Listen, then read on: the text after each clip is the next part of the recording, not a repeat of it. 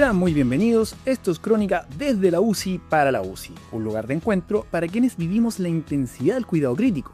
Aquí compartimos lecturas, analizamos controversias y ordenamos ideas, con el único objetivo de despejar dudas y sumar calidad al trabajo de todo el equipo.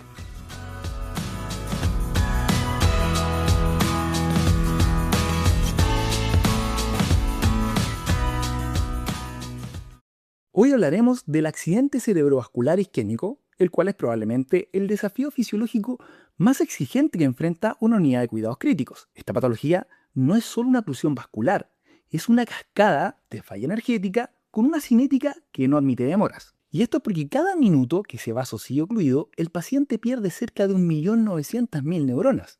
Hagamos la cuenta. Cada hora de retraso equivale a 3 años y medio de envejecimiento cerebral acelerado. Y todo esto mientras el paciente espera en una camilla, miles de millones de sinapsis se apagan. Ahora, es válido preguntarse por qué, a pesar de tener protocolos disponibles, muchos pacientes no evolucionan como deberían. La hipótesis es simple, los protocolos dan el marco, pero el ajuste fino al pie de cama es lo que define el resultado. La pregunta que estructura todo este episodio, ¿vale la pena llevarla al próximo turno? Y es básicamente, ¿estamos realmente optimizando el cerebro o solo estamos marcando casillas de un protocolo? Para proteger el cerebro, primero hay que identificar correctamente el daño. Y ahí está la primera trampa. La escala de severidad neurológica del accidente cerebrovascular, conocida como NIH, es la herramienta de referencia, pero tiene puntos ciegos bastante documentados. Un puntaje bajo no equivale a un stroke benigno. Kletze y Hahn, en Stroke of Insight, publicado en 2026, advierten que los infartos de territorio posterior, que representan hasta el 25% de los casos, se presentan como camaleones clínicos, ya sea vértigo, náuseas, vómitos, ataxias de inicio súbito. Cuadros que se confunden perfectamente con patología periférica o con una intoxicación. Por eso, el examen físico dirigido no es un complemento, es el primer filtro. En estos pacientes, la clínica orienta la conducta antes que la imagen, porque la tomografía precoz tiene limitaciones reales en el territorio posterior. No se puede enviar a casa a un paciente con un síndrome vestibular agudo, de inicio súbito, solo porque el escáner fue negativo. Cuando la sospecha clínica es fundada, ella manda. Ese es el primer filtro que no debemos saltarnos. El segundo error es más sutil, pero igual de frecuente, que es subestimar el ataque isquémico transitorio. Olviden el límite de las 24 horas. Guiarse por el reloj es un riesgo que las guías del 2026 ya superaron. Hoy el ataque isquémico transitorio se define por el tejido, no por el tiempo. Y eso significa que si los síntomas revierten, pero la difusión en la resonancia muestra una lesión ya establecida, eso no es un aviso. Es un infarto agudo con un daño estructural confirmado y un riesgo de evento mayor en las siguientes 48 horas que es real y cuantificable. La conducta práctica, respaldada por Gao y colaboradores en el New England Journal of Medicine del año 2023, es cargar antiagregación dual de forma inmediata. Esto es 300 miligramos de aspirina y 300 miligramos de clopidogrel en el minuto cero, seguido de 75 miligramos diarios por 21 días. Esa carga cierra la ventana de vulnerabilidad mientras se estudia la fuente embólica. Las escalas de estratificación, como el ABCD2, tienen un problema de fondo, y es que son puntajes puramente clínicos que generan una falsa sensación de seguridad al ignorar lo que realmente está ocurriendo en el parénquima. No calculamos puntos para decidir si actuamos. Si hay sospecha clínica, perfil de riesgo vascular y la resonancia muestra una lesión, aunque los síntomas hayan durado solo 5 minutos, eso es un infarto agudo. Y el riesgo de un evento mayor, como dije anteriormente, es real. No podemos depender de un score que nos dé permiso para actuar. Para entender la urgencia que estructura todo lo que hacemos en esta patología, hay que entender la anatomía de la lesión. Cuando un gran vaso se ocluye, se forma el núcleo de infarto. Esto es el área de necrosis, que es irreversible, donde el flujo cae por debajo de 10 mililitros por cada 100 gramos de tejido por minuto. La falla energética aquí es absoluta. Las bombas de sodio-potasio se detienen. La neurona se despolariza, el calcio inunda la célula y activa proteasas que desintegran el citoesqueleto, un daño que ya no tiene vuelta atrás. Lo que rodea ese núcleo de infarto es la penumbra isquémica, que es un tejido con flujo crítico, neuronas estructuralmente intactas, pero eléctricamente silentes. Entiéndase como una hibernación metabólica. Su supervivencia ya no depende del vaso obstruido, sino de la circulación colateral. Y a partir de ese momento somos nosotros los responsables de lo que hagamos con la presión de perfusión cerebral, y esto decide si ese tejido sobrevive o no. Si ese equilibrio se pierde, la penumbra se convierte en necrosis, y esto lo hace en minutos. Los estudios Down y Diffus 3, publicados en el New England del año 2018, reformularon el paradigma temporal. Actualmente, con neuroimagen de perfusión, es posible identificar penumbra salvable hasta 24 horas después del inicio de los síntomas. Y cuando hablamos de inicio, nos referimos al momento exacto en que apareció el déficit o cuando el paciente no lo sabe, al último momento en que fue visto sano. Aquí el concepto operativo es el mismatch.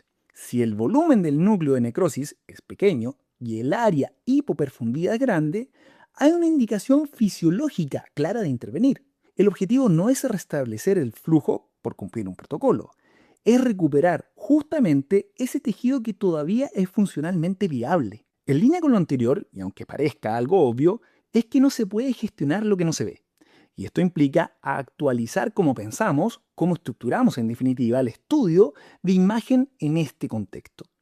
La tomografía sin contraste es útil para descartar hemorragia, pero hoy es el desde del estudio, no el techo, ya que todo paciente con sospecha de oclusión de gran vaso debería ir directo a una angiografía para localizar el trombo y fundamentalmente evaluar la calidad de las colaterales. Esas colaterales son en definitiva el margen de tiempo que tenemos para actuar.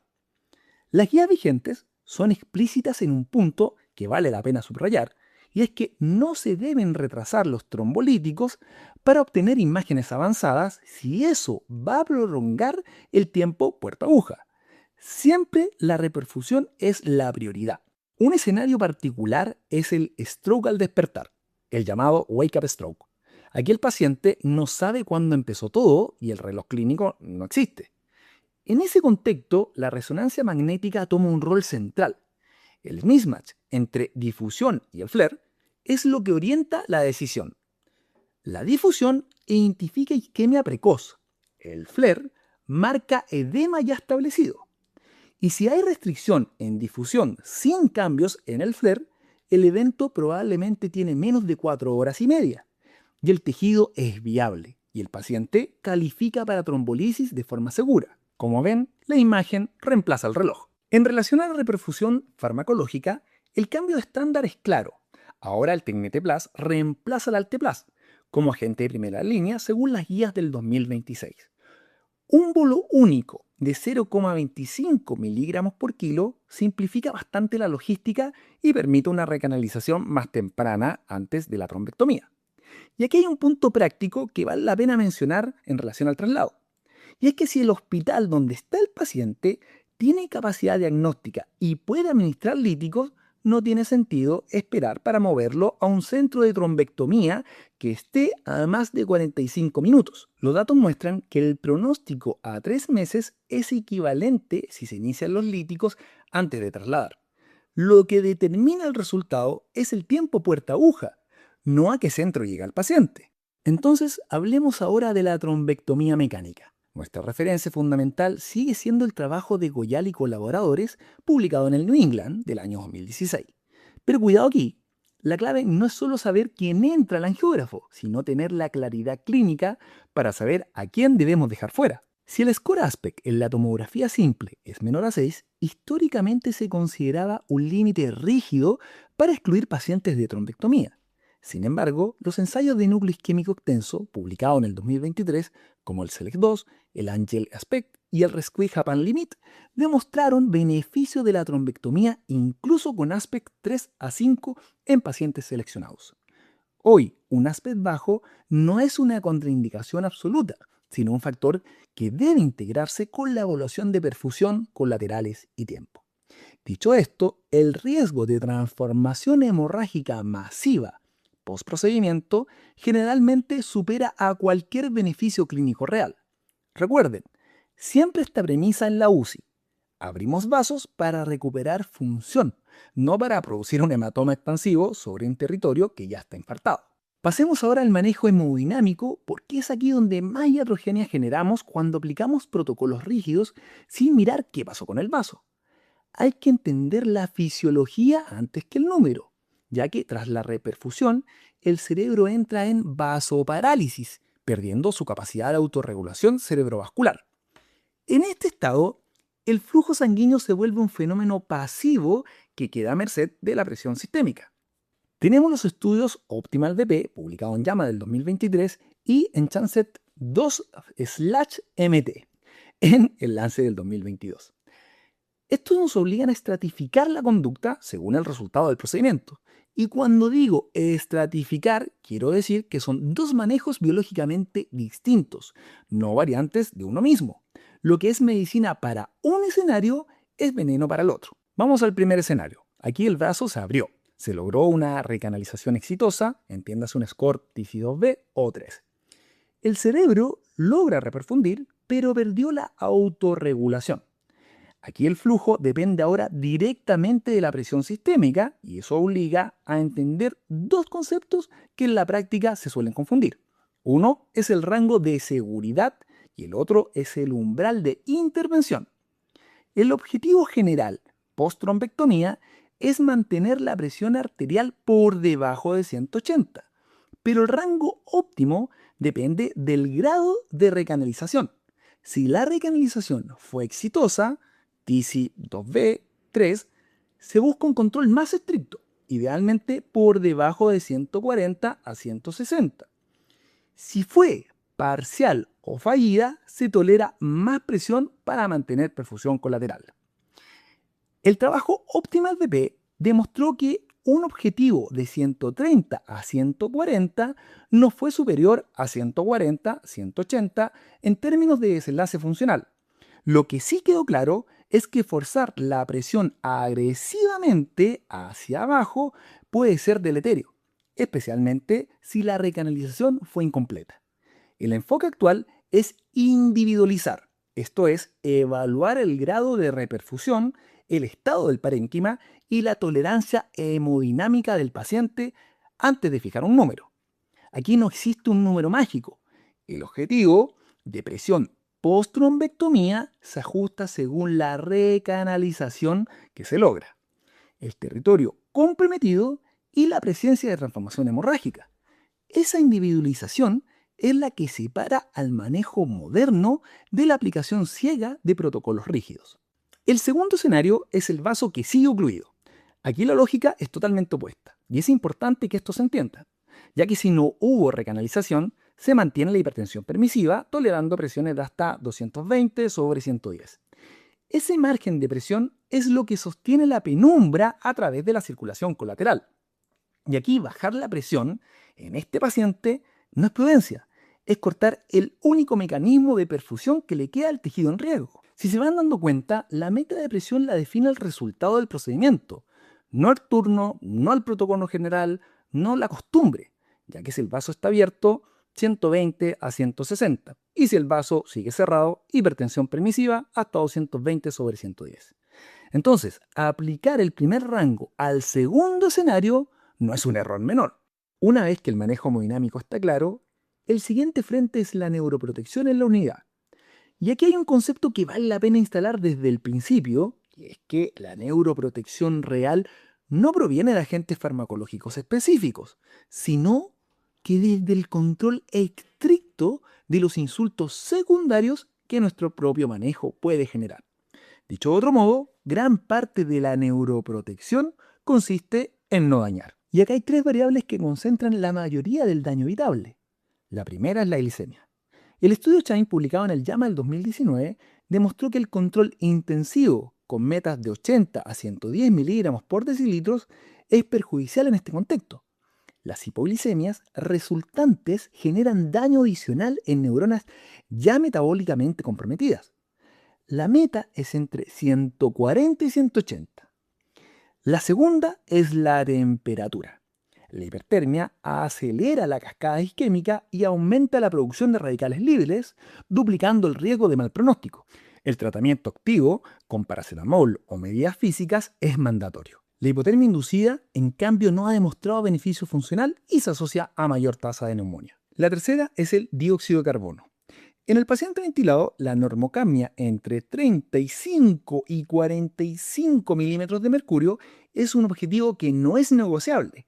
Debemos recordar que la hipocapnia genera vasoconstricción cerebral y reduce la perfusión colateral que sostiene la penumbra. Una hiperventilación innecesaria puede estar comprometiendo activamente la circulación colateral sin que el escáner lo muestre todavía. Una vez que logramos blindar al cerebro contra estos tres insultos secundarios, el gran desafío que debemos anticipar es la transformación hemorrágica. Y ojo aquí, para manejarla con criterio hay que entender que esto no es un accidente ni un evento azaroso, es en realidad la culminación biológica del colapso de la barrera hematoencefálica. Durante la isquemia, la hipoxia activa las metaloproteinasas de matriz, especialmente el MMP9. Estas enzimas degradan el colágeno y la laminina de la lámina basal de los capilares. Cuando se reperfunde, el flujo llega a un lecho vascular estructuralmente debilitado por esas enzimas y por el estrés oxidativo previo. Aquí los radicales libres generados por el oxígeno dañan además las uniones estrechas de las células endoteliales. Y el resultado es la extravasación que va desde petequia simple hasta hematomas parenquimatosos masivos. No toda sangre sobre infarto significa lo mismo. Según la clasificación ECAS y su posterior estandarización en la Heidegger Bleeding Classification, HI1, HI2 corresponden a transformación hemorragia petequial dentro del territorio infartado, sin efecto de masa y con menor impacto clínico que PH1 y PH2. Por eso, distinguir hemorragia petequial de hematoma parenquimatoso no es un detalle radiológico, sino que modifica la interpretación pronóstica y puede cambiar la conducta. Esto en la práctica significa que ante un HI no debemos sobreactuar. No es necesario suspender la antiagregación ni revertir los líticos, permitiendo que el cerebro continúe su proceso de reperfusión. Pero el panorama cambia radicalmente cuando nos enfrentamos al hematoma parenquimatoso tipo 2, el temido PH2. Aquí ya no hablamos de simples petequias, hablamos de una hemorragia densa que devora más del 30% del área infartada y genera un efecto de masa real sobre el tejido vecino. Esta es la emergencia verdadera. Y en este escenario, nuestra meta debe ser agresiva, y es bajar la presión sistólica a menos de 140 milímetros de mercurio de forma prioritaria. Y ojo con esto, ya que si el paciente está dentro de la ventana post-trombolisis, debemos evaluar de inmediato el uso de crioprecipitados para intentar frenar la expansión del sangrado. Recuerden siempre, no todas las manchas de sangre en el escáner tienen el mismo peso. Tómense un segundo para clasificar el hallazgo con precisión antes de tomar la decisión crítica de suspender terapia que podrían ser vitales para el cerebro del paciente. Pero la transformación hemorrágica no es la única complicación que debemos anticipar. El edema cerebral maligno sigue un patrón más predecible. Este aparece entre el segundo y el quinto día y cuando lo hace, la ventana para actuar es bastante estrecha. En pacientes menores de 60 años con infarto extenso de la arteria cerebral media, la hemicraniectomía descompresiva precoz antes de las 48 horas reduce la mortalidad del 80 al 20%. Este dato es de Baedi y colaboradores, publicado en Lancet Neurology el 2007, y sigue siendo uno de los impactos quirúrgicos más contundentes en neurología crítica. En mayores de 60 años, el escenario cambia. El estudio Destiny 2, publicado en New England, año 2014, mostró que la cirugía reduce la mortalidad, pero la mayoría de los sobrevivientes queda con discapacidad severa, entiéndase un ranking de 4 a 5. La decisión deja de ser técnica y pasa a ser una conversación ya con la familia, con información clara y sin eufemismo. Poner ese límite en la cirugía no es rendirse, es tener criterio médico. Y esa misma lucidez hay que llevarla al resto del cuerpo, ya que el stroke no ocurre en el vacío. No es solo un problema del cerebro, es un evento que golpea a todo el organismo y que tenemos que atacar antes de que las complicaciones sistémicas nos tomen por sorpresa. Hay una dimensión sistémica que no podemos ignorar, y es que el stroke induce un estado de inmunodepresión. ¿Sí? El sistema nervioso central, en su respuesta para modular la neuroinflamación, suprime la actividad inmune periférica a través de la activación simpática. Y el resultado es un riesgo elevado de neumonía aspirativa e infección urinaria en las primeras horas y días. La higiene oral, la evaluación de la deglución y la movilización precoz no son medidas de soporte, son parte del tratamiento. Un paciente que desarrolla neumonía en la UCI triplica su mortalidad. No tiene sentido optimizar la función neurológica mientras se permite una falla respiratoria que es totalmente evitable. La prevención secundaria no es tarea del neurólogo ambulatorio. Empieza aquí, en la unidad intensiva desde el primer día. En pacientes con fibrilación auricular, el protocolo de esperar 14 días para iniciar anticoagulación ya no tiene respaldo. El estudio Optimas, publicado en The Lancet 2024, demostró en eventos menores o moderados iniciar dentro de los primeros 4 días, ya que se considera seguro. Ojo, siempre que la tomografía de control a las 48 horas no muestre transformación hemorrágica. Las estatinas de alta potencia, como la atorvastatina, deben iniciarse desde el primer día. El objetivo es la estabilización de placa y el efecto pleiotrópico precoz. No hay justificación para diferirlas, así como el screening de deglución temprano, el cual tiene impacto directo en morbimortalidad, siendo una de las intervenciones con mejor relación costo-beneficio de toda la unidad. Ya para ir cerrando, las preguntas que estructuran este episodio no son complicadas, pero exigen responderse en cada paciente. Y es que, ¿hay penumbra isquémica activa? ¿Cómo está la circulación colateral? ¿Cuál es la meta de presión para este grado de recanalización? No la meta genérica del protocolo, sino que la meta de este paciente con ese vaso en este momento. Si el vaso sigue ocluido, la presión se defiende. Si está abierto, la hipoperfusión es el riesgo. Son dos fisiologías distintas en el mismo paciente. Tratarlas igual no es aplicar el protocolo, es no haberlo entendido. Y eso, reconocerlo y aplicarlo con consistencia, es algo en lo que todos seguimos trabajando. Cada turno es una oportunidad para hacerlo mejor.